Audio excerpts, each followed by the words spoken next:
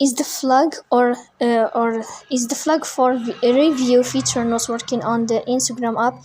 If you can't flag content for review, the option is missing, or review requests aren't being submitted properly. It can affect how you manage content and interactions on Instagram. In this video, I will show you how to fix flag for review on Instagram app. The first thing you have to do is to go to Instagram, as you see, and you will click here. Then this page will go to profile. We'll move to above to this sign. Here in this list, you will go to this window of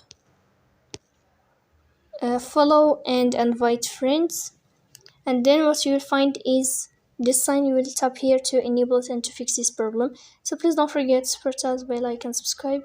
See you next time in another video.